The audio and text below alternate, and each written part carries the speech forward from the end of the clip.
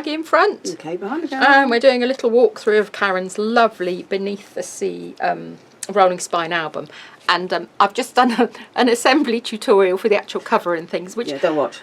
don't watch, but this is what you can make once you've assembled the basic cover. So this is the front. It's absolutely beautiful, and she's made a rosette using one of our 12-inch decorative strips, and then she's pattern matched all the way around, and she's used our faux grain ribbon strips, which give a lovely effect.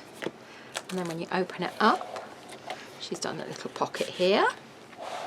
Faux grain ribbon, she's used our 12-inch wavy line whiskers, and when you open it up, oh, I wonder what this is. This is Karen's favourite thing at the moment. What, a waterfall that works? Yes, a waterfall that works. Oh, give it some welly.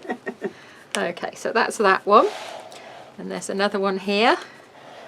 Photo slots in, and I love the faux grain effect on the memory She's card. done just enough to give it a bit of interest. She has, yeah, and that one opens down there. And then in here you've got, that's our 12-inch decorative strips. They look really nice there. That design works well with these cut papers. Yeah, it does, doesn't it? So this one here is, I know Karen's not quite finished it yet because she wants to put some tabs on. So that opens up there, that opens out.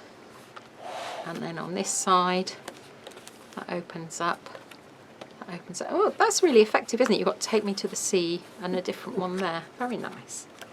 And then on here, you've got another waterfall that she's done. She's done that on the vertical. Yeah.